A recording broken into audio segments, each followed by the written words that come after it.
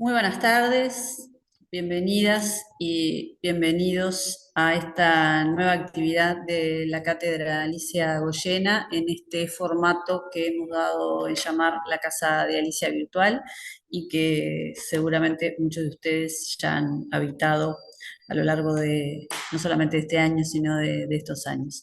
Eh, Mi nombre es Beatriz Miranda, soy profesora de literatura egresada del Instituto de Profesores Artigas, especialista en Historia del Arte y Patrimonio por la Facultad de la Cultura de CLAE y desde el 2014, por el concurso de proyectos de gestión cultural, la directora de esta dependencia cultural de la Dirección General de Educación Secundaria.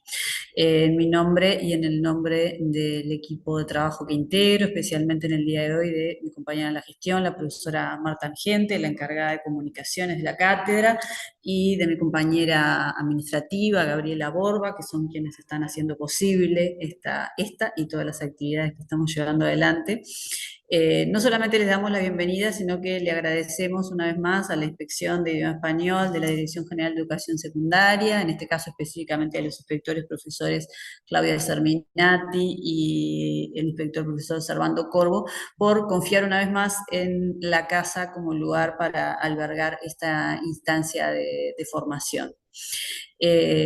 Sé que está Claudia por allí, así que ahora, antes de cederle el micrófono para la presentación de la actividad de la cual son organizadores, quiero agradecerles a todos por seguirnos habitando, por ser parte de la Casa de Alicia y muy especialmente darle la bienvenida a una querida colega y habitante habitual también de la casa, que es la profesora Beatriz Rodríguez, responsable, además de la actividad de hoy, que tiene, como todos ustedes saben, ya un título muy interesante, ¿no? Expresión oral en clase de lengua española, una actividad que da que hablar. Así que vamos a ver todo lo que dará que hablar hoy este Esperemos que para bien, encuentro. ¿no? Vea.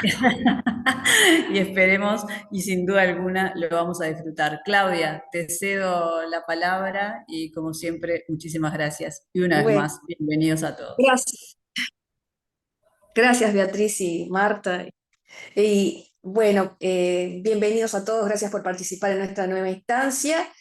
Tenemos a la profesora aquí, Beatriz Rodríguez, que es profesora de español, de italiano, de literatura y unas cuantas cosas más, y nos va a esclarecer o va a hacernos pensar o va a presentarnos algunas cuestiones en torno a eso que es la expresión oral, que siempre queda ahí como la presencia, digamos, que recorre las aulas como un fantasma, porque a veces, muchas veces no sabemos cómo abordarlo, sabemos que sí está ahí, que siempre se menciona, es un contenido estructurante de los programas de lengua, ¿verdad?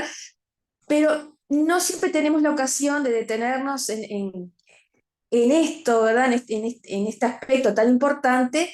Y bueno, vamos a ver qué nos tiene Beatriz para hoy. Me intrigan esos puntitos suspensivos que están ahí, así que voy a cederle la palabra a ella. Gracias. Hola, ¿cómo están? Bueno, en primer lugar, le quiero agradecer a todo el mundo el estar hoy cediendo parte de su tiempo para escuchar esta charla, porque sé que estamos todos con mil actividades. He visto a varias de mis exalumnas y de mis alumnas, algunas que se pongan a estudiar que tienen tribunal en unos días. Eh, bueno, es una actividad que da que hablar porque en una primera instancia, en una época en la que estuve un poco ociosa y no tenía tanto para hacer, me puse a revisar los programas y me di cuenta de una particularidad que al menos los profesores con los que yo compartía, ya fueran compañeros de IPA o, por ejemplo, yo que sé, compañeros del liceo, acá de mi querido Liceo 3 de Las Piedras, o amigos que tenía de la vida que se dedicaban a la docencia, y empecé a observar que nadie trabajaba oralidad. Y entonces empecé a buscar información y de ahí nació mi interés por la expresión oral. Esperen que minimizo esto acá. La presentación, como siempre, después Marta y Bea se la van a compartir. Esta vez me gustaría revisarla un poco más, porque los que me conocen, que hay mucha gente querida acá que está conectada, sabe que ando a lo loco de un lado para otro en estos días, y bueno, y se me puede haber pasado algo. Bueno, ¿sobre qué vamos a hablar? En primer lugar, esto que les estaba contando, ¿por qué oralidad? Los objetivos de mi propuesta. Vamos a ver algunas premisas que para mí son fundamentales, cómo he estado implementando yo el trabajo con expresión oral y evaluación y registro. Algo en primer lugar, yo no soy especialista en el trabajo con expresión oral. Sí me di cuenta, empezando a contar añitos, que llevo como más de 10 años trabajando con expresión oral y no me había dado cuenta de eso. Me di cuenta haciendo esta presentación. Ahora les cuento por qué. Bueno, ¿por qué trabajar oralidad en clase? Eso que yo les contaba hace un ratito, que a mí me llamó la atención, cómo siempre nos enfocábamos los profes de lengua en el trabajo de la escritura. Obviamente no me estoy quejando de ello. Tenemos que enseñar a escribir. Si no enseñamos a escribir nosotros, ¿quién lo va a hacer? ¿Qué otro profesor lo va a hacer? Pero me di cuenta de que estábamos dejando de lado lo que era la expresión oral. Y en su momento me puse a observar esto y decidí comenzar a trabajar. Y me di cuenta de que eran los últimos años de la inspección del EPRE. O sea que después, Claudia, me podrás decir en qué año fue, pero debe haber sido por lo menos 2015, 2016, que comencé a trabajar con oralidad en clase. Y me di cuenta, ahora haciendo la presentación, de que este objetivo se mantiene en todos los planes, al menos desde donde yo rastreé, que fue cuando yo comencé a trabajar, que fue con el plan 1986. Mis primeras prácticas fueron con el plan 86, luego pasamos a la reformulación 2006 y ahora tenemos el nuevito plan 2023. 2022, perdón, puse 2023 pensando en formación docente. Ahora después lo arreglo. Y entonces me di cuenta de que se mantiene siempre este objetivo. Por ejemplo, rastreando en el plan 86 y en la reformulación 2006 puse ambos porque si ustedes rastrean los dos van a ver que aparece exactamente lo mismo.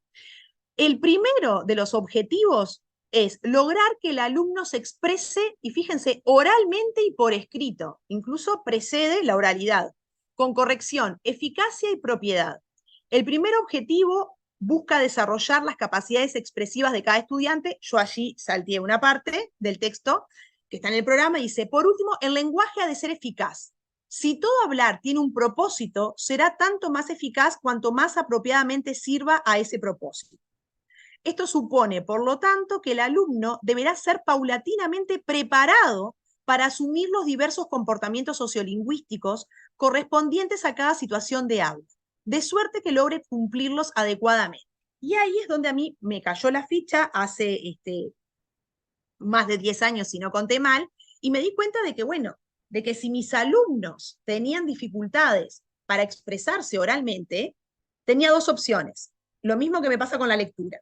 O me sigo quejando de por qué antes alguien, por ejemplo las maestras, que muchas veces les echamos la culpa, no los prepararon y mis alumnos siguen hablando o siguen leyendo mal, o asumo yo esa responsabilidad como docente de lengua y empiezo a hacer algo al respecto.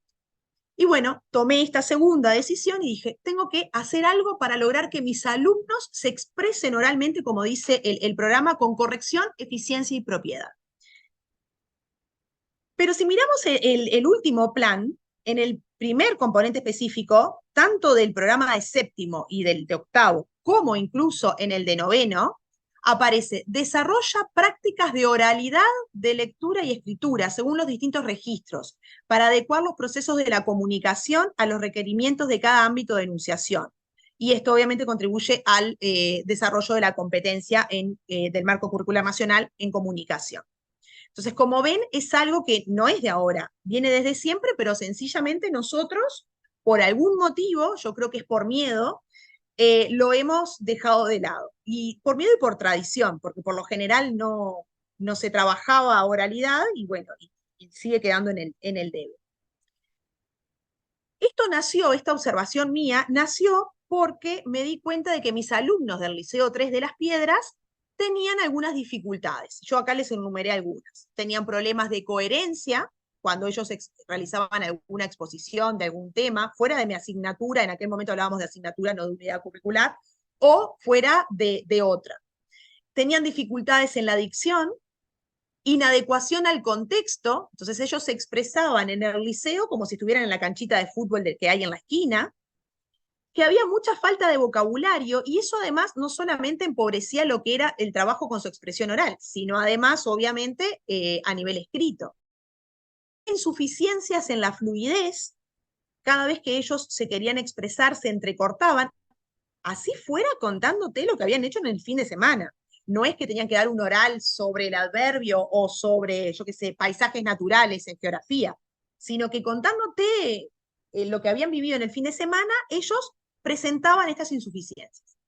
Que había ausencia de contacto visual muchas veces, los chiquines tendían a mirar el piso cuando, por ejemplo, en algún trabajo interdisciplinario daban un oral sobre historia o lo que fuera, ellos no miraban, no mantenían contacto visual con la audiencia, sea los compañeros o los docentes, y una propuesta corporal inapropiada. Pero me di cuenta de que lo más importante, que la causa más importante era el miedo a hablar en público, porque el pararse frente a la clase paraliza y causa angustia en algunos chiquilines. Entonces me di cuenta de que si yo quería abordar esto, lo tenía que ir haciendo, y además inexperiente, ¿no? Como sigo siendo, pero en aquel momento no era aún más, tenía que tener mucho cuidado. Porque los chiquilines, y es algo que quiero que quede claro, los chiquilines se exponen.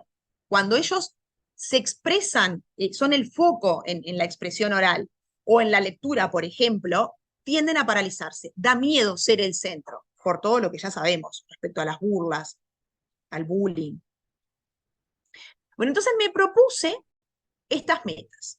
Me propuse optimizar la expresión oral de mis estudiantes para que de esa forma ellos pudieran mejorar las calificaciones de las presentaciones orales en las otras, hoy en día hablamos de unidades curriculares, pero a su vez esto no iban a hacer de la nada, y no solamente con pararlo frente a la clase y decirles que tienen que hacer una presentación oral, los chiquilines van a mejorar. Entonces me di cuenta de que tenía que acompañar todo esto con estrategias para el debate y la argumentación.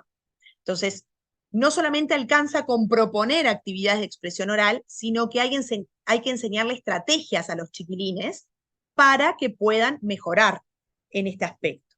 Y fundamentalmente, darles confianza, que ellos tengan confianza en sí mismos. Sin confianza en sí mismos, sin garantías de que van a ser escuchados, de que van a ser respetados, de que si hay que corregirles algo va a ser para que mejoren y no para reírse o burlarse, sin este punto no puedo abordar lo que es el trabajo en expresión oral, porque la escritura es algo que queda reservado. El chiquilín escribe y lo voy a leer yo, y nadie más. Porque ya incluso si lo quiero compartir, ya ahí entra en juego la lectura. Pero como escritura, como tal, salvo que el chiquilín se lo quiera dar a alguien, el otro no tiene acceso. Mientras que en la expresión oral, cuando él se para delante de la clase, todos lo están mirando. Entonces es muy importante que confíe en él mismo, en los demás, en el docente y en él mismo. Para trabajar oralidad, yo tengo entonces algunas premisas que para mí son fundamentales. En primer lugar, no puedo, siempre decimos lo mismo, ¿no? No se trabaja igual en ningún grupo. Por eso es que la planificación, como les digo a mis alumnas de didáctica, la planificación tiene que ser contextualizada. Yo hago el diagnóstico, trabajo durante el módulo introductorio para ver cómo abordo el programa de séptimo en mi séptimo 1, en mi séptimo 2 y en mi séptimo 3. Y el programa, si bien los lineamientos generales pueden ser los mismos, mi planificación no va a ser la misma. ¿Por qué? Porque cada grupo es distinto. Y en esto es sumamente importante. Es más, me ha pasado en algún primero de los de antes que decidí no trabajar expresión oral dada la complejidad vincular de relacionamiento que había en el grupo. Entonces tenía algunos casos bastante complejos respecto a lo vincular, estoy diciendo, no a la expresión oral. Y decidí que ese año no lo iba a trabajar, porque el grupo no contaba con la madurez que yo considero que es necesaria para poder trabajar. Porque, repito, en esto los chiquilines se están exponiendo. Bueno, obviamente tiene que estar ambientada, contextualizada en lo que es el trabajo consecuencia de género textual. Ahora les voy a cada uno de estos puntos, sobre todo el número 2 lo vamos a ver ahora después, y tiene que ver, yo no sé si alguno de ustedes entró a una charla que dimos con Danisa por allá por marzo, abril, puede ser mayo también, por ahí, que era sobre rúbricas pensadas especialmente para la expresión oral. Y entonces ahí fue donde surgió esta segunda charla, donde se me pidió de inspección que yo presentara el trabajo que hago con mis grupos en expresión oral. En esa secuencia, en esa charla que dimos con Danisa, una colega muy querida, nosotros lo contextualizamos, la rúbrica, dijimos que la rúbrica no se puede hacer de la nada. La rúbrica tiene que estar también contextualizada en lo que es el trabajo de género textual. Entonces, nosotros coordinamos con Sofía Torre, aquella primera charla que dieron con inspección a principio de año, y relacionamos la plantilla que había realizado Sofía sobre una planificación de secuencia de género, y nosotros le hicimos la parte de expresión oral. Si quieren, sería recomendable que esta presentación, que después Marta y Bea les van a pasar más adelante, ustedes la relacionen con aquella, si yo no recuerdo mal, está en el canal de YouTube de la cátedra, ¿no? Bea o Marta. Creo que queda todo grabado. Y entonces, Sí, está en el canal, en Cátedra Alicia Goyena, sí. perfecto. Yo recomendaría que miren las dos, si es que les interesa el tema, obviamente. Bueno, el docente tiene que ser tenido en cuenta como un modelo. Acá el docente no puede simplemente pedirle al grupo que exponga, sino que el docente tiene que funcionar como modelo. Es muy importante el rol activo y modélico del docente en esta actividad.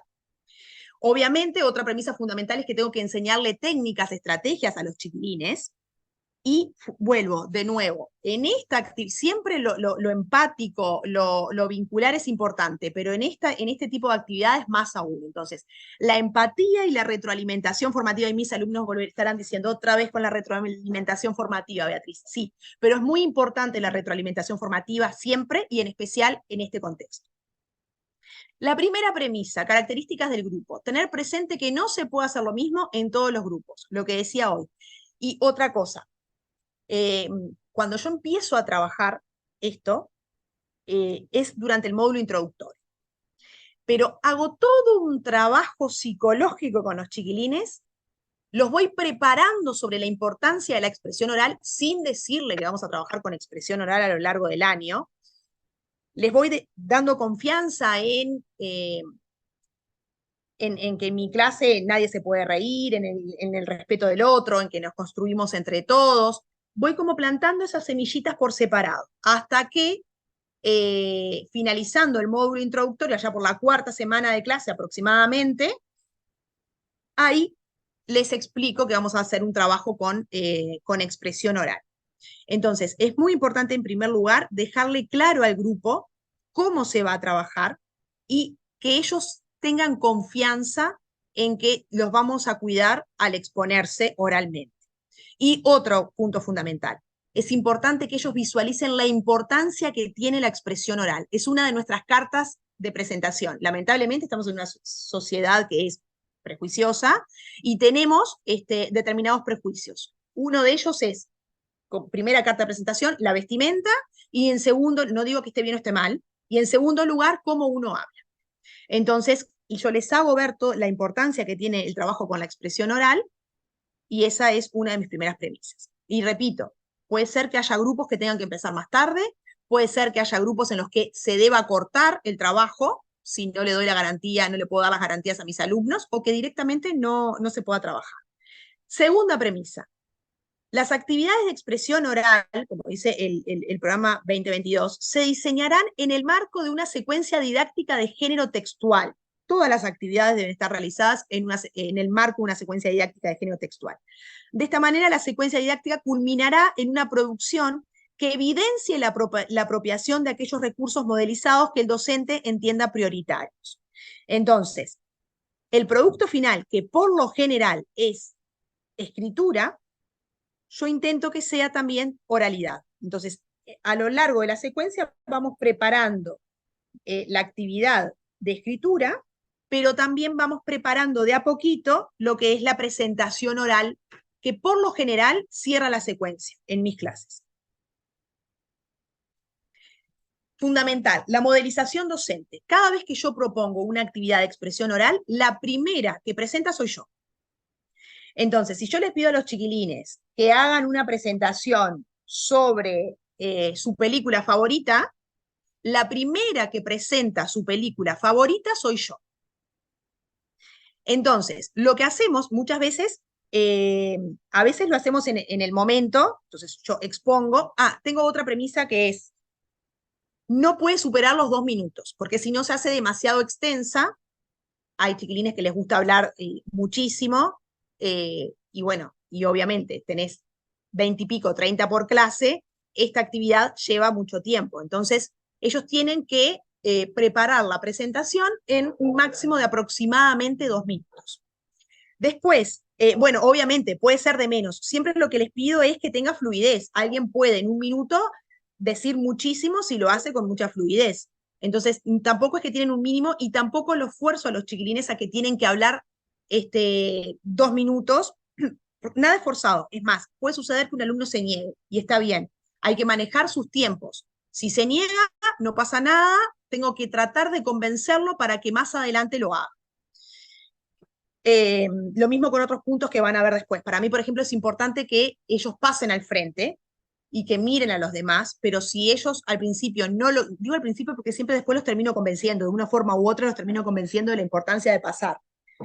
Pero si al principio o en el momento que sea alguien me dice que no quiere pasar, no pasa.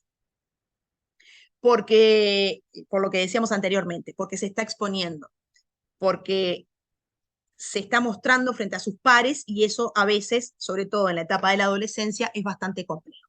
Entonces, la primera soy yo. Y ahí me agarran ellos y me critican, ¿no? Bueno, a ver, sí, hiciste bien, Beatriz, en esto, vi que moviste las manos, yo los voy guiando con preguntas y ellos van viendo lo que hice yo. Usaste conectores, sí, primero dijiste tal cosa, después lo relacionaste con tal otra, usaste palabras más complejas de lo que usás habitualmente, o tuviste una muletilla. Entonces, se hace todo un trabajo de análisis conmigo. En alguna oportunidad, por ejemplo, he pedido que me graben y entonces después nos pasamos en un proyector, me paso y vemos lo que fui haciendo, para bien y para mal. Entonces, en primer lugar, yo tengo que funcionar como modelo positivo, como modelo negativo. Por ejemplo, con la velocidad, muchas veces, cuando comenzamos, hablo muy rápido, que es lo que viene ahora, y ellos ven entonces la importancia que tiene el ir pausando la velocidad. Enseñanza, luego de esa modelización que hago yo, viene justamente esta etapa de enseñanza de estrategias, que lo voy haciendo de a poco. No en una misma presentación abarco todos los temas, evidentemente. Entonces, en primer lugar, el volumen de la voz. Entonces ahí les hago ver, por ejemplo, yo soy bastante gritona, entonces, que bueno, no puedo ni susurrar. Entonces yo les voy mostrando, bueno, si yo hablo bajito no me escuchan, pero si hablo a los gritos molesto al que me está escuchando y eso hace que tenga cierta reticencia a escucharme bien. El tema de la velocidad, entonces les muestro cómo si yo doy un oral así despacito, aburro al público, pero si voy sumamente rápido, se le dificulta al otro para poder seguirme. Entonces hay que encontrar una velocidad media, ni ser una tortuga, ni ser Usain Bolt, como puse por allí. Tiene que tener un hilo conductor. Esto parecerá obvio, pero miren que muchas veces los chilenos comienzan hablando sobre X tema y terminan hablando sobre algo que no tiene nada que ver. Entonces, bueno, la importancia de ver que mi exposición oral, al igual que cuando escribo, tiene que tener un hilo conductor. Una cosa me tiene que ir llevando a la otra. Entonces, mostrarles eso. El uso de marcadores del discurso y de diversos conectores, porque si no van a ver que siempre y después hice tal cosa, y luego, y siempre usan y, bueno, mostrarles que puedo ir usando distintos mecanismos lingüísticos para enriquecer los distintos vínculos entre las estructuras lingüísticas. La importancia de la gestualidad, pero también les muestro cómo sin gestualidad no invito a que me escuchen, no invito a que me vean. pero con una gestualidad excesiva hago que las personas, hago que mi auditorio se dedique más a ver los malabares que hago con las manos y no a prestarle tanta atención al contenido de lo que estoy diciendo. Entonces, vamos trabajando el manejo de las manos, vamos trabajando el acompañamiento con gestos, el movimiento de cabeza, la postura. Me vengo al de abajo porque quiero dejar los últimos dos para el final, porque son los que por lo general cuestan más, aunque parezca que no. La postura. Hay chiquilines que a veces dan el oral desde el banco y están tirados, eso ya lo sabrán, y en esta época cuando empieza el calorcito siempre es mucho peor, están tirados en el banco, no sé si me ven, pero se tiran, entonces no, una postura, no es para empezar no es postura de clase, y menos para ponerte a hablar con el resto, para realizar una exposición oral. Pero si paso al pizarrón, adelante tampoco puedo estar tirado en el pizarrón, contra el pizarrón o con las manos en los bolsillos, por ejemplo, eso es importante. El tema del pasar al frente. Esto por lo general, sobre todo con los tímidos, es lo último que les marco. ¿Por qué que les marco? Porque después de cada exposición oral, yo les voy dando consejos para ir mejorando, poco a poco, para que vayan subiendo los escalones de la escalera.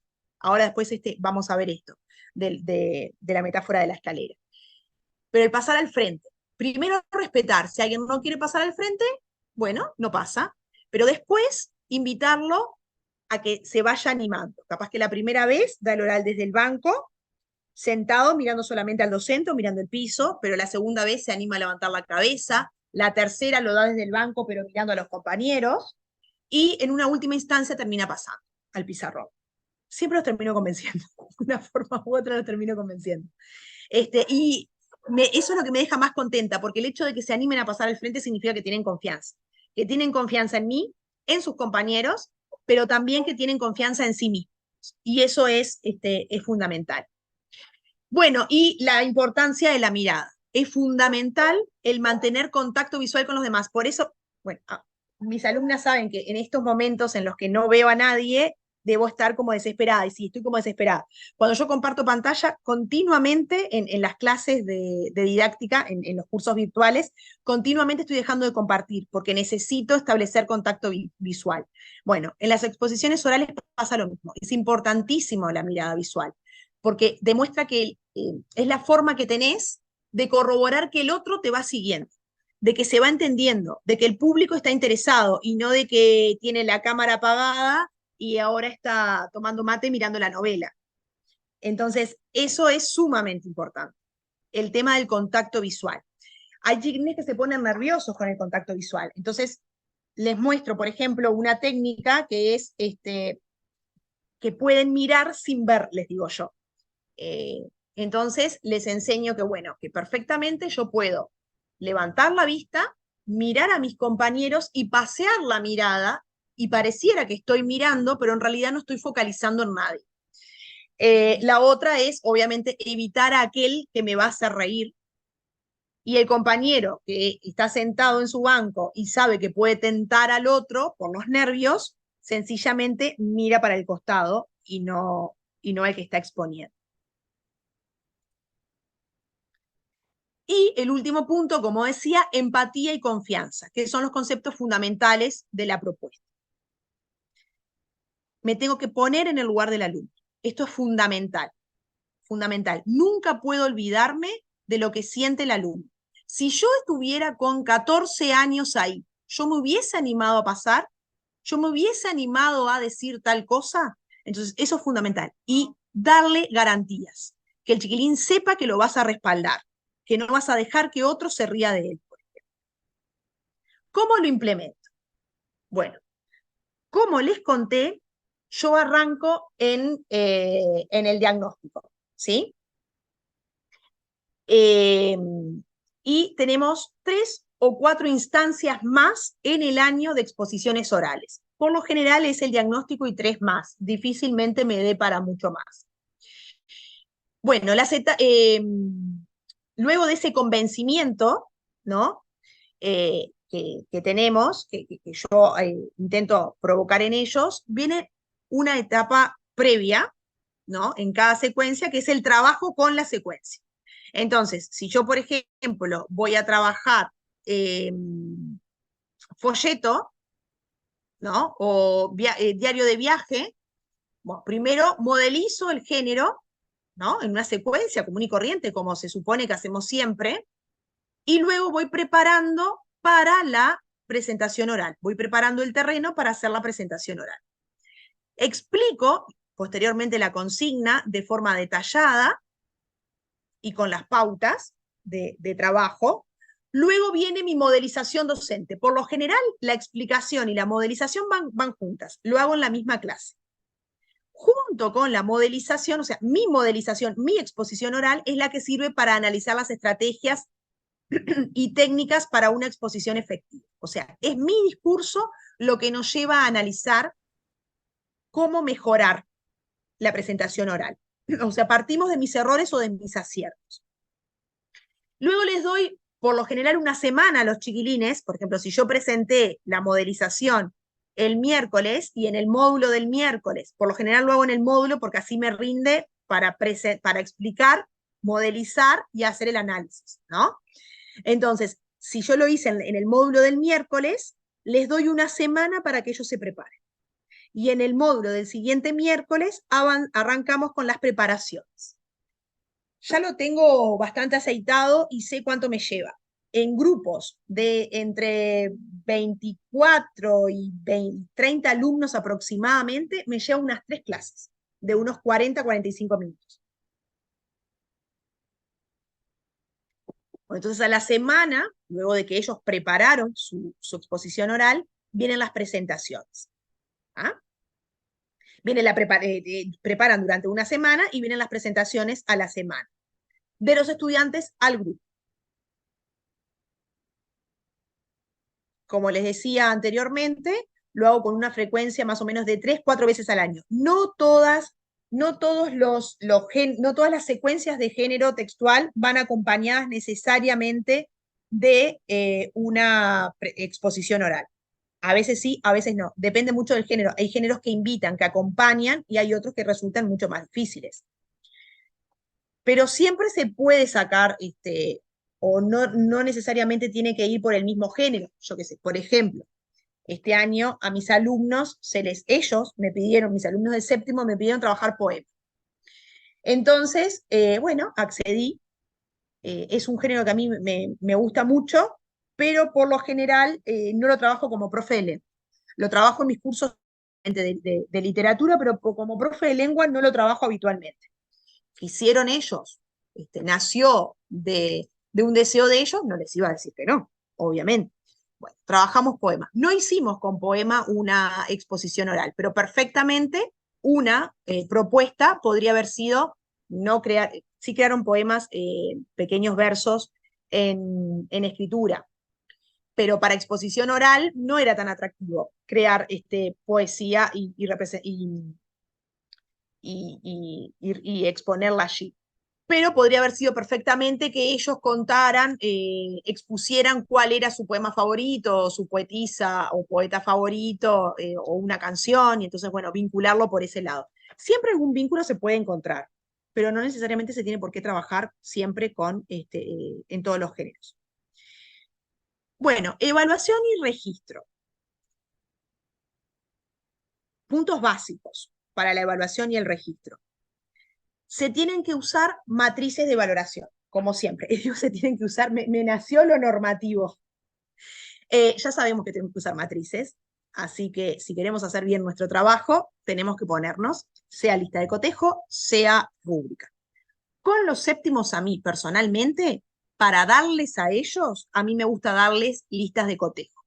Igual yo siempre les presento la rúbrica y subo a CREA o al aula virtual, si estoy trabajando en un privado, a cualquiera de los dos, yo subo la rúbrica que yo voy a usar. Yo uso la rúbrica para evaluar, y ahora lo van a ver.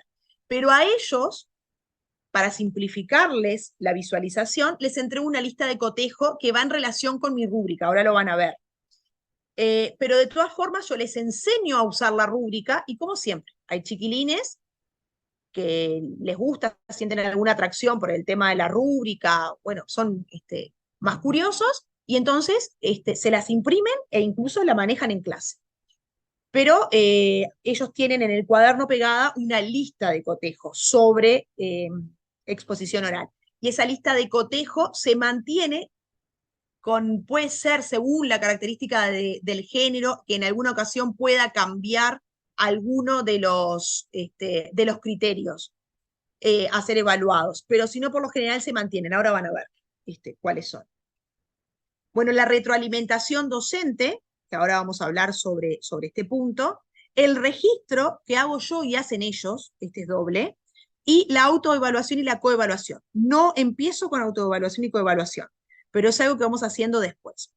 Les cuento, cuando yo arranco a trabajar en el diagnóstico, durante el módulo introductorio, ellos hacen, bueno, lo de siempre, modelizo yo, esa vez lo dejo que sea más natural, porque estoy diagnosticando, entonces no realizo estrategias.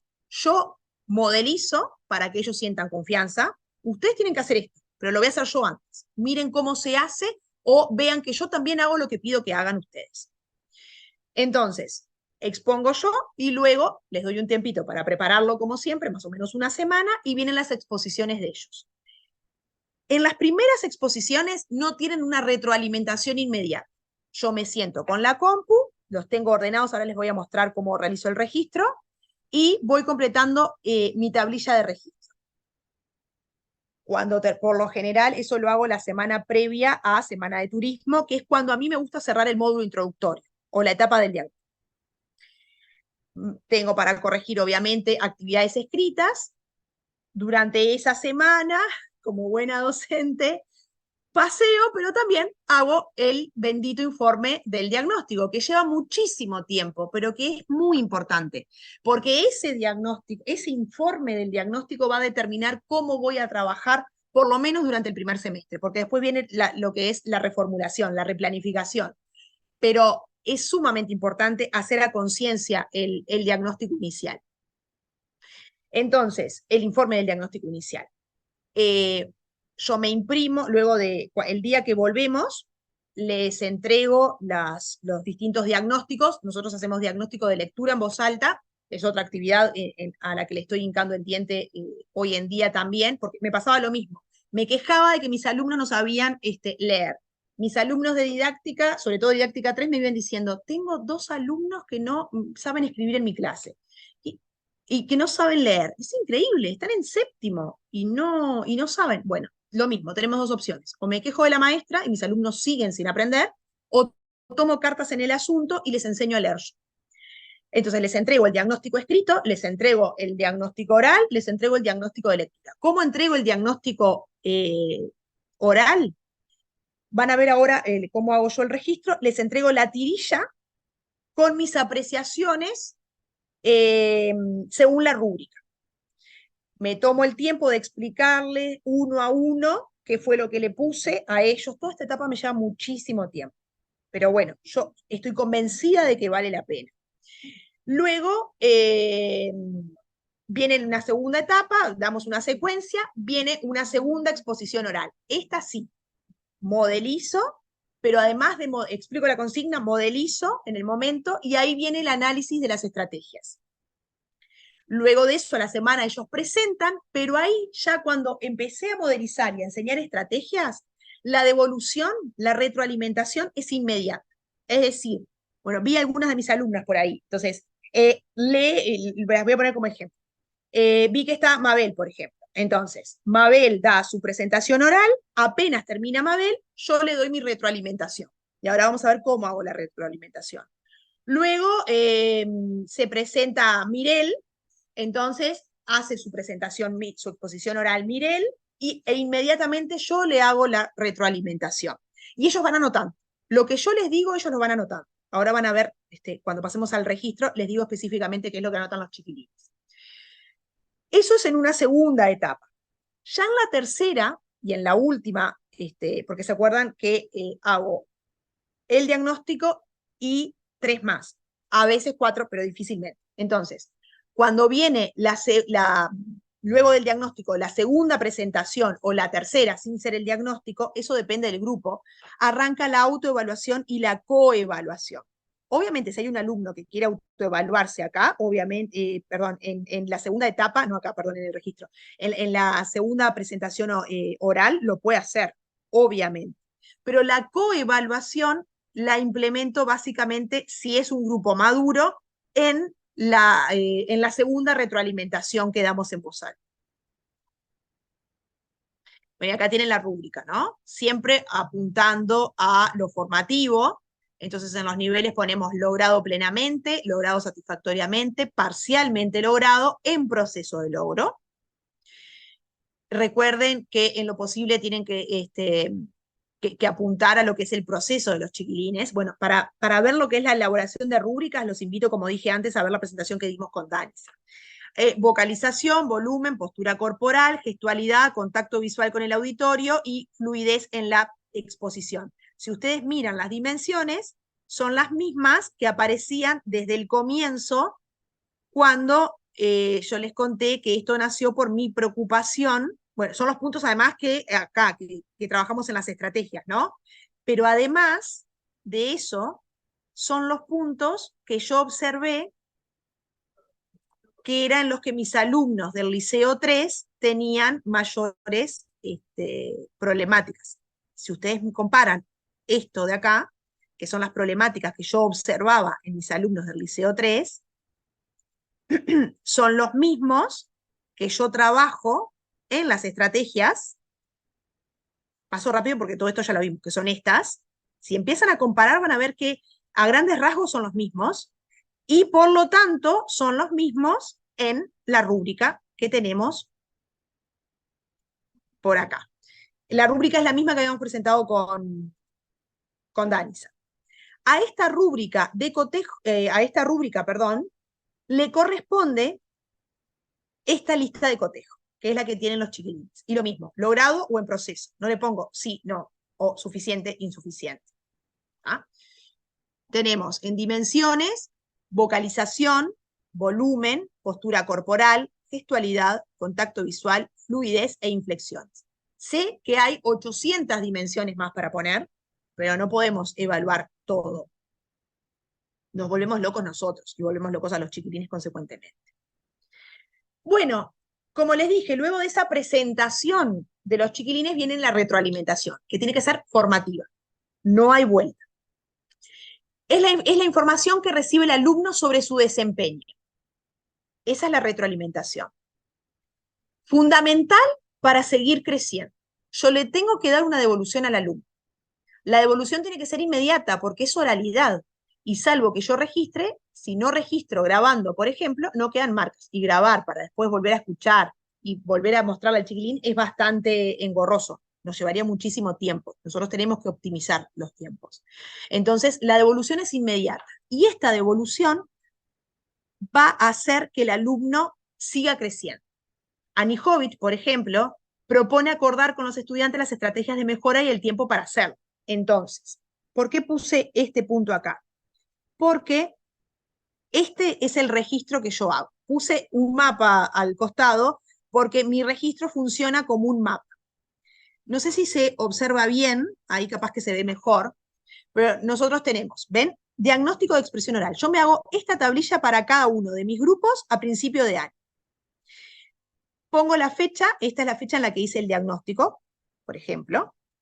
Entonces, Beatriz Rodríguez. La primera no tiene fecha, porque ya sé que es la que corresponde acá, es la del 23 de marzo, que es cuando hicimos el diagnóstico.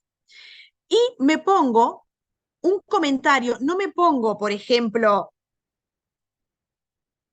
acá en la rúbrica, no me pongo logrado plenamente, porque a los 2 meses, cuando yo lo vaya a ver de nuevo, logrado plenamente, o sobre todo si es logrado plenamente todavía, pero si es parcialmente logrado, bueno, sí, pero ¿y en qué es que tiene que mejorar el alumno? Entonces me pongo comentarios, sí, es parcialmente logrado, pero me pongo comentarios acá, vocalización. Entonces pongo, por ejemplo, cuidar grupos consonánticos o cuidar vocales finales. Cuando te dicen, por ejemplo, el fútbol. Bueno, fútbol no, fútbol.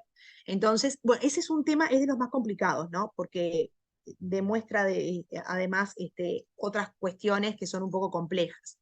Pero, por ejemplo, gestualidad. Entonces pongo uso excesivo de los gestos, o debe acompañar más con las manos, o usó las manos para abanicarse, por ejemplo. Entonces me voy poniendo un comentario. Sí, es parcialmente logrado, PL, parcialmente logrado, pero además me pongo un comentario. ¿Por qué?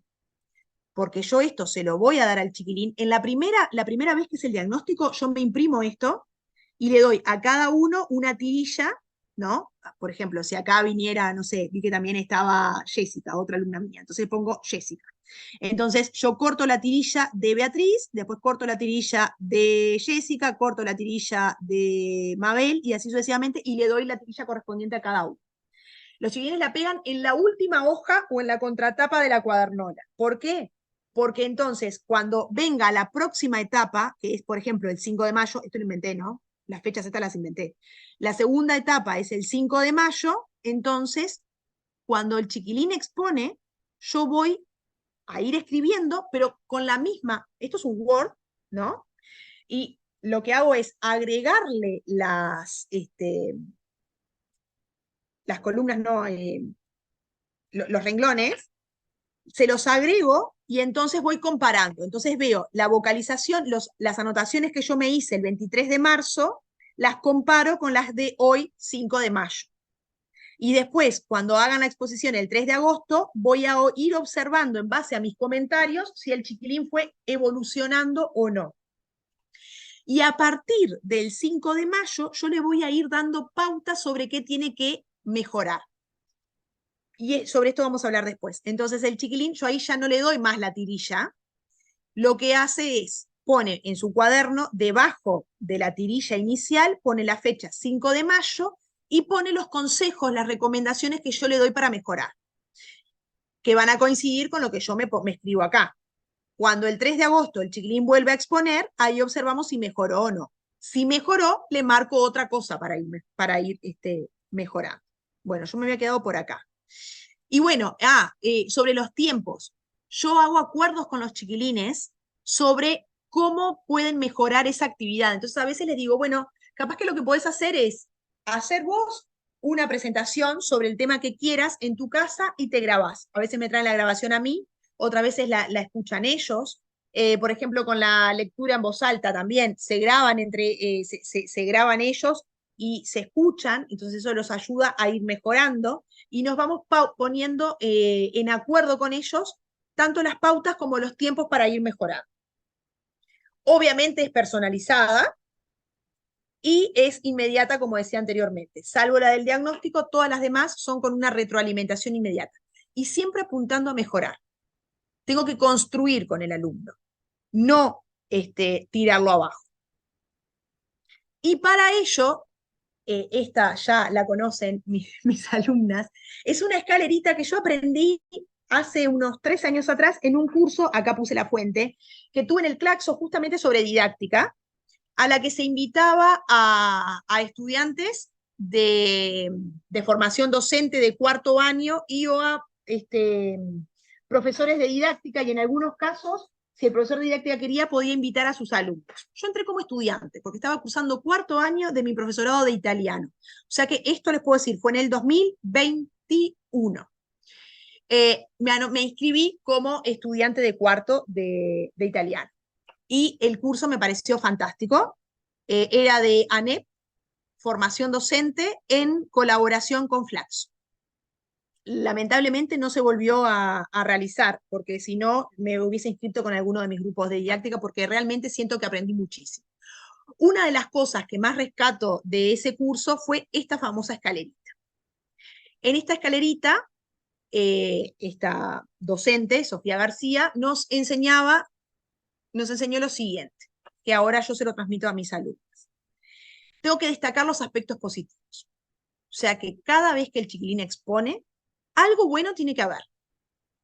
Y si yo considero que no hubo nada, no sé, trato de ver qué lindo el tono de tu voz, qué interesante lo que contaste.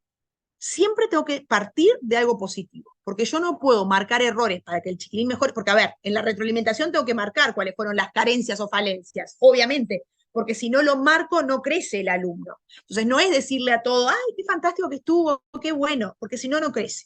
Entonces yo tengo que marcar El tema es cómo lo hago notar.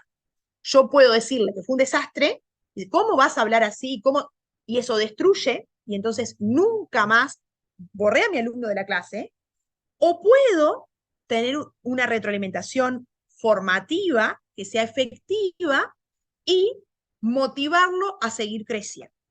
Entonces, yo parto de los aspectos positivos. Siempre algo bueno hay. Lo destaco. Qué bien tu volumen, se te escuchó desde todo el salón. Ah, qué bueno, mirabas a todos los compañeros, qué buen manejo que tuviste del ritmo durante tu exposición. Usaste un montón de marcadores. Qué fluido, no sé, qué interesante, lo que sea. Marco dos, tres aspectos positivos, ¿sí? Para luego, sí, marcar cuáles son los puntos a mejorar. Lo tengo que hacer empáticamente. Lo que yo les decía hoy, lo que siempre les digo a mis alumnos, cuando ustedes se olviden de lo que es ser alumno, entonces dedíquense a otra cosa. Nunca le hagan a sus alumnos lo que a ustedes no les gusta que les hicieran a ustedes. Bueno, acá lo mismo. Yo tengo que ser muy cuidadoso con las palabras que voy a usar. Tengo que ponerme en el lugar del alumno al hacer la retroalimentación, siempre, y en especial en la exposición oral. Tengo que situarme además en un aquí y en una ahora. Tengo que ver qué es lo que puede mejorar mi alumno hoy en este contexto. ¿Ah? Eso me va a ayudar a marcar prioridades. Bueno, sobre todo en los casos en los que tenemos 25.000 cosas para mejorar. No le puedo marcar al chiquilín las 25.000 cosas, porque si le digo, tenés que mejorar el volumen, tenés que subir el volumen, tenés que gestualizar, tenés que usar más marcadores y conectores, le faltó coherencia, estuviste sentado, las manos en el bolsillo, no miraste al público, chiquilín no va a saber por dónde empezar. Entonces marco prioridades. Bueno, a ver, en este caso, ¿qué es lo más importante? Bueno, lo más importante es que el discurso tenga coherencia.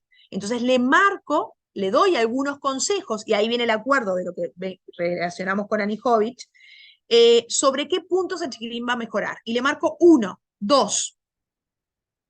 Porque si le marco 80, no va a mejorar los 80. No va a poder focalizarse en los 80 y además va a sentir que hizo todo mal porque le marqué 25.000 cosas. Entonces elijo 1 o 2 y le doy estrategias. Yo ya sé que ya trabajé las estrategias cuando yo modelicé y expliqué la consigna.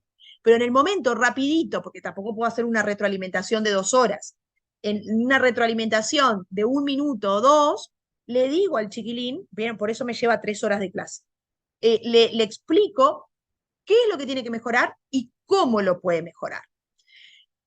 Lo mismo que hacemos en didáctica.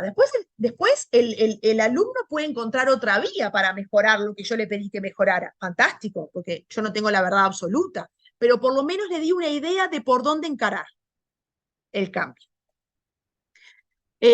Bueno, esas son las prioridades y las alternativas, ahí es donde le muestro lo que decía yo recién. Le muestro alternativas de cambio. ¿Cómo hago para mejorar? Bueno, hago esto.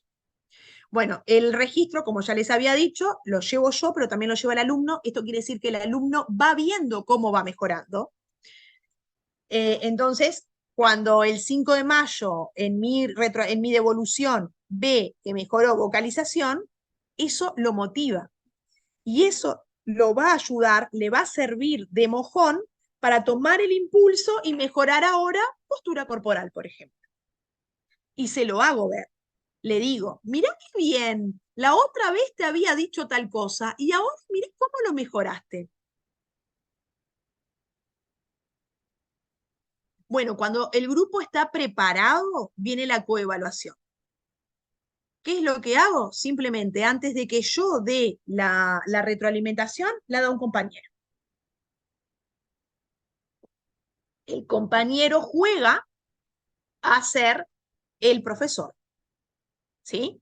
Eso es muy importante, ya sabemos, no se los voy a decir, no es nada nuevo, pero el compañero cuando le muestra otra visión, es un par que le está diciendo cómo mejorar o que le está destacando lo que hizo bien. Entonces, no solamente va a apoyar mi trabajo y le va a dar fuerza a mi trabajo como docente, sino que además, cuando está bien hecha, y bien hecha me refiero más que nada a con respeto, ¿no? Ayuda a crecer al compañero que realizó su exposición oral. Y además, también es muy sencillo. A mí me puede suceder que haya aspectos que yo no veo, como en toda evaluación. Entonces, la mirada del otro es muy positiva. Y además, como yo ya trabajé en dos instancias previas lo que es la retroalimentación, los compañeros saben cómo es. Entonces, imitan lo que tú haces. Y bueno, y la autoevaluación. Esto muchas veces, como dije anteriormente, ellos lo hacen en clase y te dicen, ah, sí, estuve bien en tal cosa o no, estuve mal en tal otra. O a veces vos no les marcás algo y ellos te dicen, ah, pero además me faltó tal cosa, ¿no? Son muy autocríticos. Cuando le ponen ganas y madurez a la actividad, muchas veces son más críticos ellos que nosotros mismos. Bueno, y acá les puse algunos ejemplos. La primera actividad siempre es de presentación. La del diagnóstico es de presentación. Siempre. Entonces, por ejemplo, la mía. Siempre hablo de las de tres cosas que para mí son importantes. Puse tres acá porque, bueno, lo hice en Canva y la presentación tenía tres, pero la familia, quienes me conocen saben que para mí es muy importante y siempre la estoy nombrando. Mi trabajo, que también saben que soy adicta al trabajo, pero que disfruto mucho de él. Hablo también de Italia. Esta la dejé porque en realidad estaba allí en la presentación y dije, me viene bárbaro, fue dar a gana. Pero, por ejemplo, hablo del fútbol, yo soy fanática y el fútbol es una estrategia para acercarnos a los chiquilines siempre, porque somos un país futbolero. Puede ser que a alguno no le guste, sí, es cierto, pero sobre todo los varones, esos varones que son inquietos, por lo general son futboleros. Y es impresionante cómo te ayuda a crear vínculos el fútbol. Entonces les cuento que me gusta escuchar música, que me gusta ir al estadio, les cuento, yo qué sé, bueno, cosas que son importantes para mí, que me gusta estudiar. Entonces modelizo presentándome. O sea, el primer día me presento, pero no doy tantos datos, obviamente. Luego de que explico las pautas de trabajo en clase, comienzo a comenzar con la secuencia, cuando viene de nuevo hacia el final del módulo introductorio, la etapa esta de expresión oral, ahí me vuelvo a presentar, pero no tanto de forma académica, sino de una forma más cercana en la presentación previa a la presentación de ellos. Entonces, acá, por ejemplo, una consigna. Prepara una presentación oral sobre ti de no más de 2 minutos de duración. Selecciona la información que quieras compartir con tus compañeros. Y van a ver que en este caso, a diferencia de en los otros ejemplos que les puse por acá, no les pongo guías. ¿Por qué? Porque digo, por ejemplo, en los demás van a ver que les pongo, podrías hablar o recuerda mencionar tu familia. Capaz que no tiene familia. Capaz que hablar de la familia es un dolor de cabeza para el chiquilín, entonces no lo pongo. En esto hay que ser muy cuidadoso, que él seleccione sus datos personales que quiere compartir. Ah, y otra cosa, también les digo que pueden inventar, que a mí lo que me interesa es la presentación en tanto exposición oral, no los datos. A mí no me interesa si, para lo que es la actividad de clase, ¿no? Si le gusta el fútbol o si no le gusta el fútbol, si practica deporte o si no practica deporte, me interesa la presentación en sí. Esto lo digo porque hay chiquilines que no quieren dar datos sobre ellos, y está bien, están obviamente en todo su derecho. Entonces, siempre les digo que pueden inventar. Otra, por ejemplo, jornada de expresión oral. No se ve acá, pero cuando yo les comparto la presentación, ahí se ve, sí, ahí se ve bien. Dice, prepara una presentación oral sobre tu cuento de hadas favorito. ¿Por qué? Esta la usé este año, porque trabajamos con cuentos. Entonces, obviamente, el cierre era contarnos a nosotros cuál era su cuento de hadas favorito. Recuerda hacer referencia al autor, ven acá sí, les pongo datos como para que ellos puedan guiarse. Recuerda hacer referencia al autor, al argumento y a los personajes principales. Obviamente yo trabajé todo esto, trabajé el tema de argumento, trabajé la presentación de personajes, trabajé la diferencia entre autor-narrador. Entonces, bueno, acá les puse algunas pautas. Ellos ya saben que pueden salirse de estas pautas y mencionar obviamente otras cosas. También debes contar cómo lo conociste a ese cuento y por qué es tu favorito. La expresión La presentación, perdón, la exposición no puede superar los 2 minutos de duración, como les dije anteriormente. Acá tienen otros ejemplos. Bueno, acá me quedó el logo de esta, también la usé este año. Un viaje para recordar. Estábamos trabajando, ahí va, con diario de viaje, y entonces, bueno, hablaron sobre escribieron sobre un viaje que para ellos hubiese sido significativo, y luego venía la exposición oral. Piensa en un viaje que hayas realizado y que consideres que es para recordar siempre. Debes presentarlo oralmente a tus compañeros en un máximo de 2 minutos. Sería conveniente que menciones, ¿vieron? El condicional, y además conveniente. Sería conveniente que menciones cuándo y dónde lo hiciste, con quién fuiste, qué hiciste, cómo te sentiste y, fundamentalmente, que expliques por qué consideras que es un viaje para recordar. Y esta, que en realidad la tengo que mejorar, hoy en un colegio donde trabajo hicimos una presentación de ABP para cerrar el curso, ¿no? Y es sobre áreas protegidas. Este lo tengo que mejorar porque lo hice medio de último momento, dice. Realiza, yo quiero que vieron que en el ABP está la etapa de lanzamiento, está todo el proceso de trabajo, la presentación del producto final y se tiene que, por último, hacer una presentación a algún miembro de la comunidad. Entonces, bueno, esa presentación cuando yo participo del ABP, siempre es una presentación, una exposición oral, guiada, ¿no? Por mí. Entonces dice, realiza una presentación oral sobre el área protegida con la que te tocó trabajar en el proyecto de ABP. Entonces ellos en el proyecto de ABP, el profesor de geografía seleccionó como 8 o 10 áreas protegidas de nuestro país, y entonces los chiquilines tenían que, en grupos que fueron armados por nosotros, en realidad lo lanzamos hoy, tienen que investigar sobre una de esas áreas protegidas que les tocó. Entonces, ¿cómo lo van a cerrar?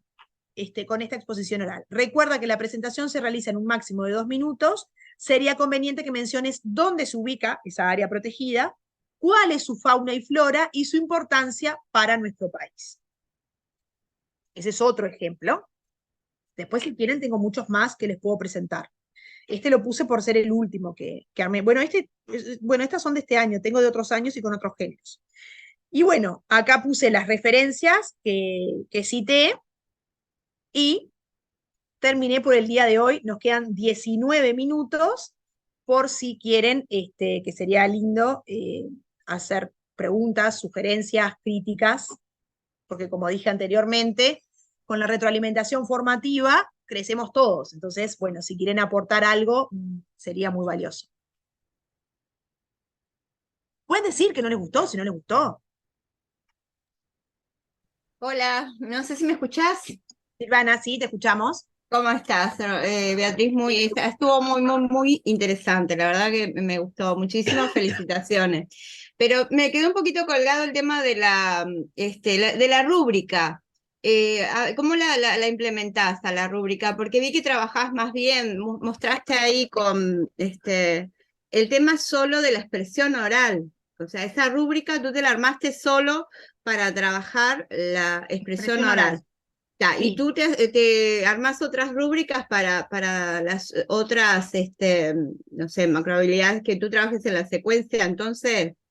Ah, sí. Tengo un amigo que dice que soy fanática de las rúbricas. Sí, tengo 800 tipos de rúbrica. O sea que si querés, por ejemplo, te puedo pasar. Esta rúbrica es en especial esta es una rúbrica genérica de expresión oral. Después tengo algunas otras que son, por ejemplo, para el género cuento, tengo otros criterios. Entonces, cuando lo que es expresión oral del género cuento, tiene otros criterios, otras dimensiones para evaluar. Sí, genial. Sí, yo más o menos con la rúbrica, para hacerla, si bien me lleva tiempo, voy bastante bien. Lo que me cuesta un poco implementarla, me gustaría que me cuentes un poco cómo implementaste esta rúbrica que hiciste. La primera, no la que hiciste después de que tú le vas compartiendo, que la haces con los alumnos, para el diagnóstico que armás y le entregas a ellos, sino la primera que hiciste. ¿Cómo la implementás? Pará, ¿cómo la uso yo, decís vos? No, Sí, ¿me la pasé? No. Siempre, por lo general, salvo en un caso, esa rúbrica. esta. Ujú, Viste que yo dije que yo se la subo a ellos, por ejemplo, a CREA o al aula virtual, ¿no? ujú. Yo les enseño a usar rúbricas porque yo uso mucho. En los novenos, por ejemplo, ellos tienen la rúbrica, ya en los novenos se las doy directamente. En los séptimos, como son más chicos y no están acostumbrados y les cuesta, ellos tienen la rúbrica, yo la explico, pero la tienen en el aula virtual. Yo les doy impresa la lista de cotejo, ¿no? Entonces, ¿cómo la uso esta yo?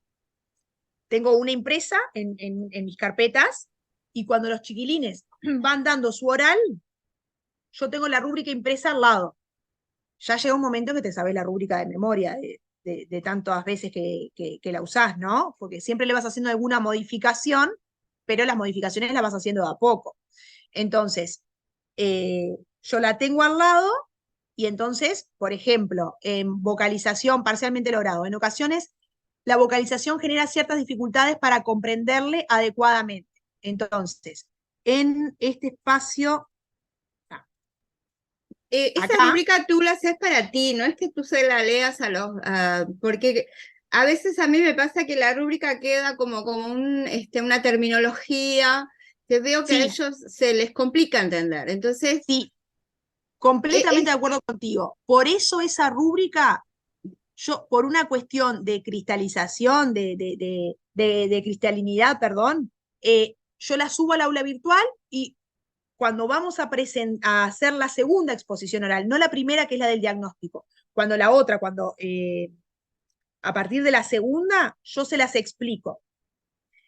Pero lo que yo les doy a ellos es la lista de cotejo. El chiquilín que quiere manejarse con la rúbrica lo hace, sobre todo en un nivel de séptimo, que viste que son chicos. Los de noveno ya manejan bien, y sobre todo cuando a mí me gusta, yo me encariño con las generaciones y tengo la posibilidad de repetir grupos, ¿no? Incluso en el público cuando vas a tomar. Entonces a mí me gusta, por ejemplo, si un año tomo séptimo, es probable que el año siguiente, si me gustó la generación, tome octavo y después tome noveno. Bueno, antes era primero, segundo y tercero, ¿no? Entonces, en una clase de repente de 35, vos tenés 8 que ya venían de antes, o en el privado subís con toda la clase. Entonces ellos ya están acostumbrados. Todo ese proceso inicial que vos tenés que hacer de convencimiento, sobre expresión oral, de darles confianza, eso ya es terreno que ganaste. Entonces, lo mismo pasa con la rúbrica. Ellos de verla, después la empiezan a usar cada vez más y llega noveno y ellos manejan la rúbrica de igual a igual contigo. Entonces, la rúbrica esta yo la tengo impresa, la voy mirando cuando necesito de costado, mientras voy completando esta plantillita de acá. ¿Ves que dice vocalización, volumen, gestualidad? Y la rúbrica también tiene vocalización, volumen, claro, tú vas gestualidad. mirando la rúbrica y vas completando de manera un poquito más esquemática, tal vez esa otra plantilla. Exacto. Entonces, por ejemplo, vamos a suponer que el chiquilín es en vocalización parcialmente logrado, ¿no? Entonces, en esta, acá, yo le Ujú, pongo vocalización PL, me pongo las iniciales, sí. parcialmente logrado. Y en el costadito no repito lo que dice la rúbrica, porque eso es como muy técnico y general. No le Ujú. pongo, en ocasiones la vocalización genera ciertas dificultades para comprenderla adecuadamente, Claro, porque porque eso es justamente eso genérico. lo tienen que entender ellos con más claridad. Exacto. Ujú, Entonces, y yo también, porque después tiene que mejorar en vocalización, pero ¿y en qué me pareció a mí que era parcialmente logrado? Porque después cuando lo ujú, voy a mirar acá en mayo o en agosto, me olvidé, claro, ¿no? tenés que puntualizar Entonces, más. eso mismo, Ujú, puntualizo. Entonces le pongo, por ejemplo, PL, parcialmente logrado, ¿no? Y al lado pongo anotaciones, pero anotaciones bien terrenales, ¿no? obvio. Por ejemplo, me pongo, si pronuncia mal fútbol, escribo fútbol. Entonces yo ya sé que Ujú, tiene ese problema. O yo qué sé, ciudad.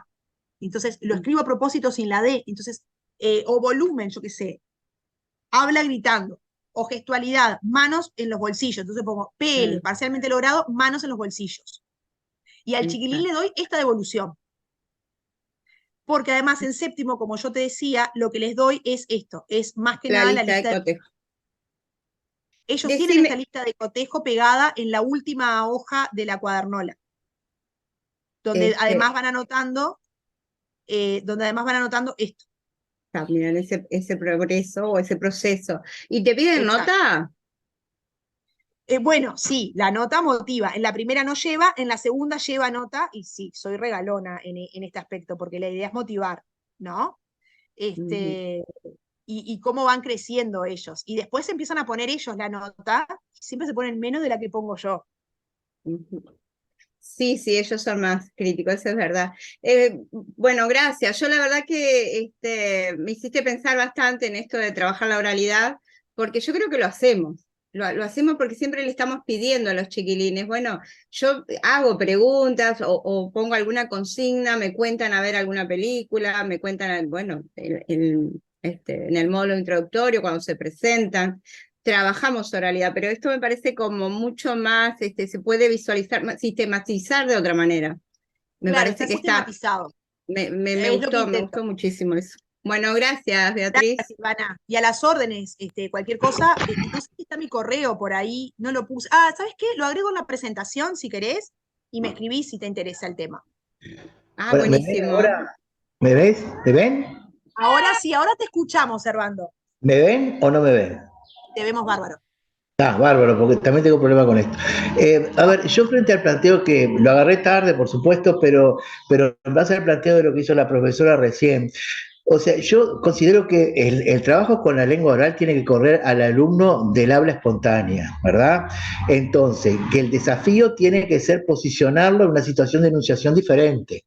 No es, me contás desde vos. No, no estamos hablando así porque si no, no tenemos una visión metadiscursiva de nuestra propia lengua, esa forma de hablar, ¿verdad? De nuestro discurso, justamente. Lo que hay que plantear son actividades donde el chiquilín pueda correrse, así como de la escritura, hay que correrse, ponerle situaciones de escritura que el chiquilín se desprenda de sí mismo y pueda mirarse como desde arriba, acá sea lo mismo, ¿verdad? La idea de trabajar con la expresión oral de una forma que lo corra del habla cotidiana, que es lo que nosotros tratamos de hacer cuando estamos en esta circunstancia, porque vos no estás hablando como hablas en tu casa en este momento, o sea, estás en un encuadre de una presentación académica y tu modalidad comunicativa responde a ese encuadre, ¿verdad? Bueno, iría por ese lado, lo que me parece, desde mi lugar, ¿no? que debería funcionar. Respecto del trabajo con la lengua oral, como dijo la profesora, sí, claramente siempre se pone a un costado, pero siempre ha sido así. A pesar de que los programas tradicionalmente mencionan que hay que trabajar con la lengua oral, desde siempre aparece. Es el primer objetivo siempre, lo mostramos al principio. Siempre está, ¿verdad?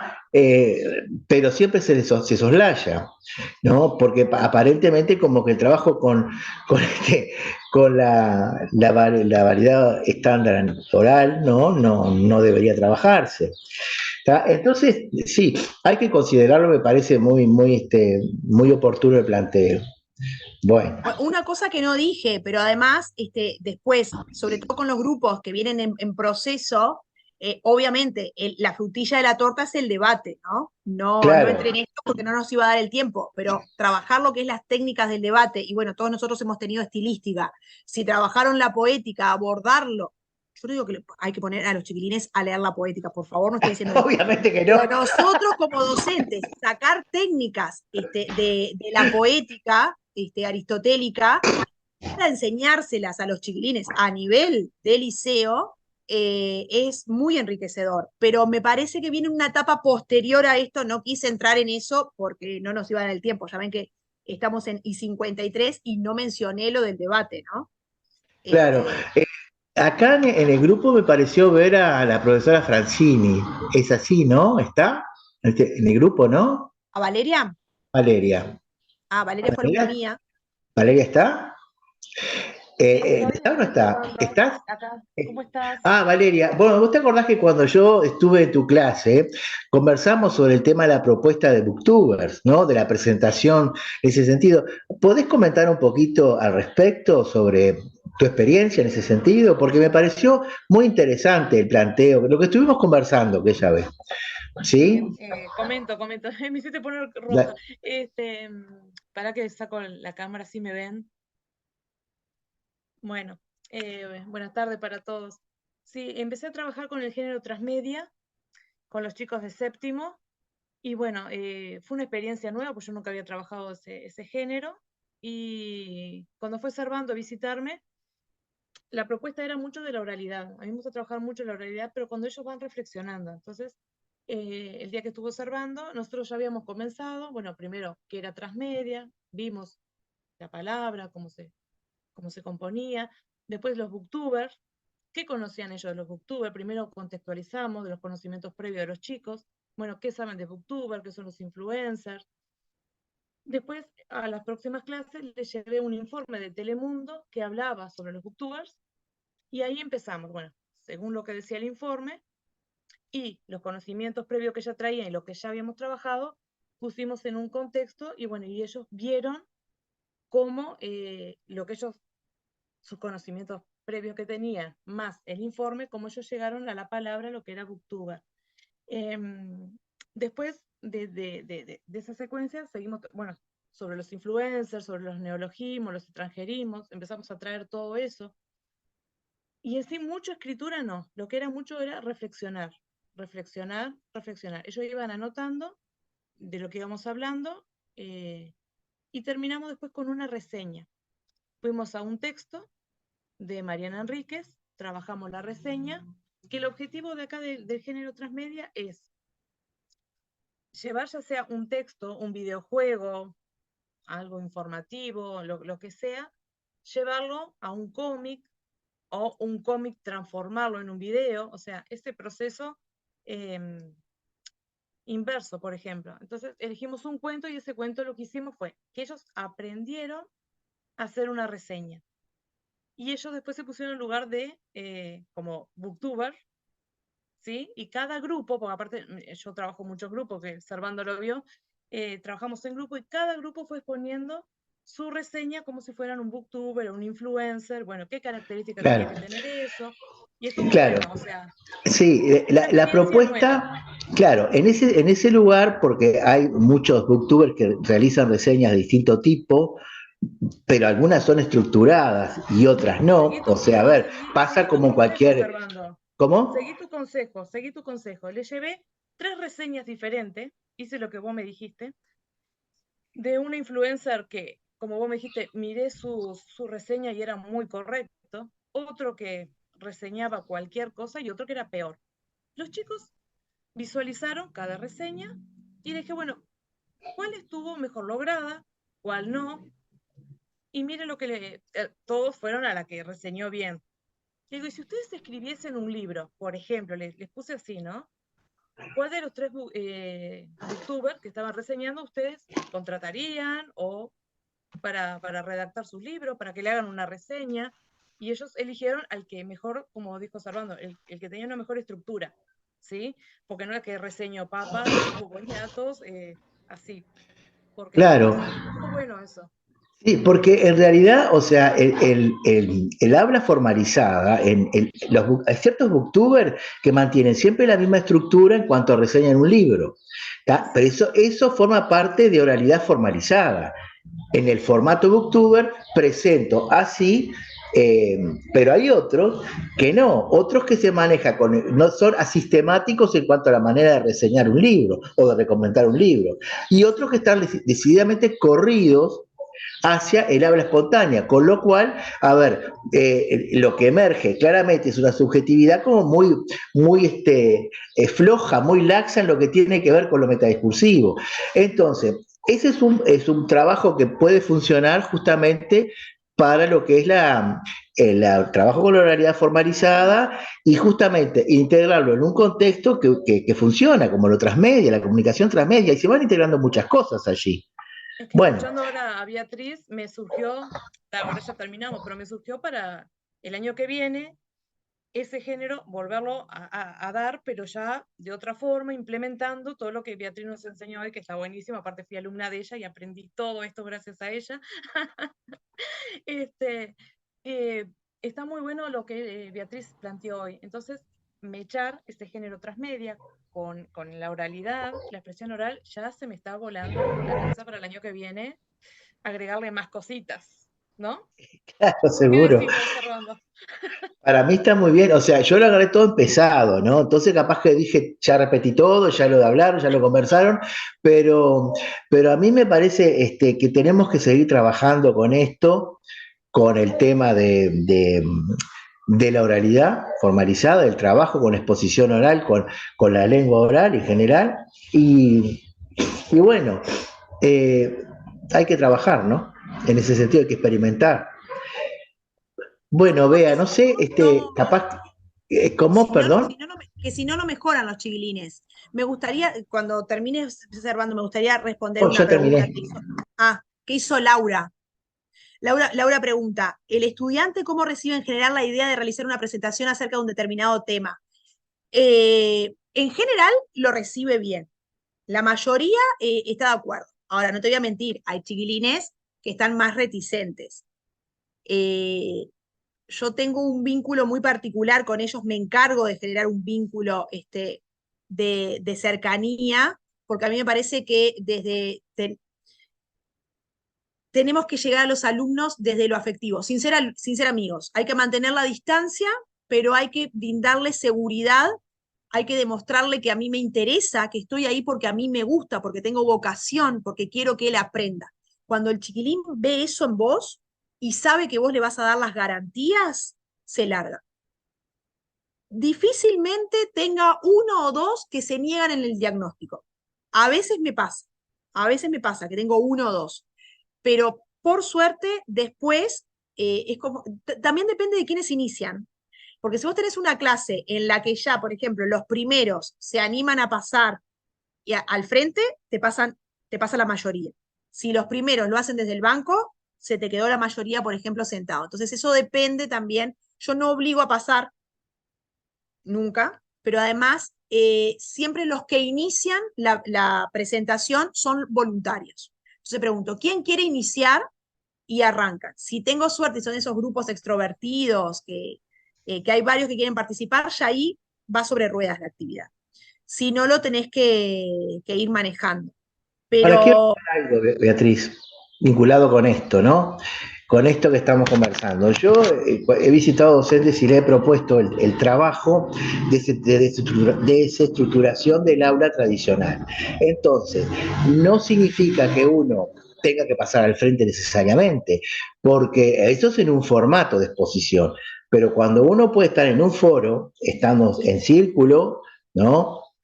Que estamos conversando de una manera formal, y eso por supuesto que está habilitado con el docente. Entonces, allí ese tipo de trabajo se consolida de otra manera, ¿verdad? Porque romper el aula tradicional ayuda a varias cosas.